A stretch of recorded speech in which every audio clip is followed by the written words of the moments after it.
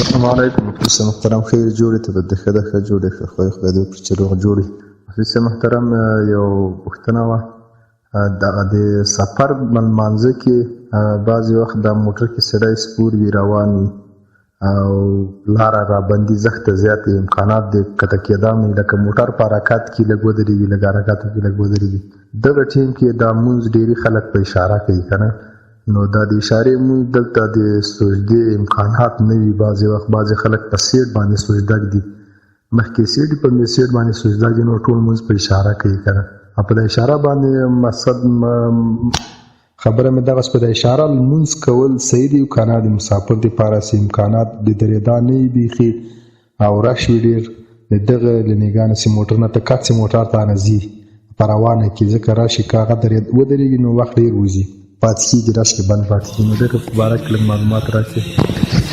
اوس تاسو پام راړوم د جناب الشیخ ابوحذیفه وعالمنا وینا ته.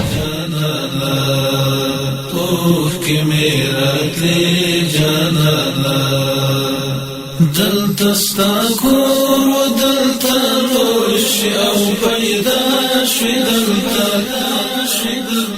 الحمد لأهله والصلاة على أهلها مع بعد. ورور دا پوښتنه کړې ده چې موږ کله په سفر باندې روانو او ګاډی نه درېږي، نو بیا په اشاره باندې مونځ کول په ګاډي کې څنګه دي؟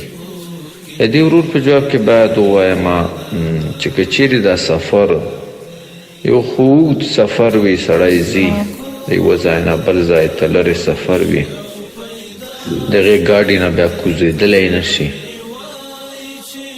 یو هغه سفر وي لکه سړی په ښار کې روان دی، د یوه ځای نه بل ځای ته 10-15 روپۍ ورکړي دي ګاډي ته، ګاډی مانځه ته نه دروي، نو ورنه کوزدی شي، مونځ دی وکوي، بیا د بل ګاډي ته وخیږي، بیا د 10 روپۍ ورکړي، 20 روپۍ، خو دومره خبره نه ده.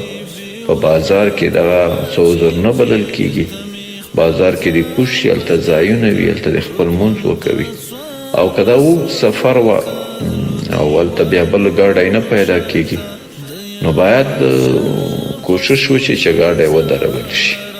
او په ځینې ځای کې لکه پاکستان اسلام آباد دې ځای کې د ګاډیو درولو خپل ځای وي، په هر ځای کې نه پرېږدي، نو که سړی هغې ځای ته نشي رسېدی نو په مانځ بیا د لمونځ په اشاره باندې وکوي. خو اشاره دا ده، کوشش دې دا وکړه چې ودرېږي، ځکه قیام فرض دی، نو ودې درېږي، لاسونه دې نه تړي. که موټر خوځېږي په حرکت باندې وي نو لاسونه دې په چوکیو باندې یا په بل شي باندې تم که، نیت دې وتړي، او بیا دې دا نور دې بیا مونځ مخکې که چوکۍ وي بیا په هغه چوکۍ باندې دې بیا سجده ولګوي، بیا کولی شي.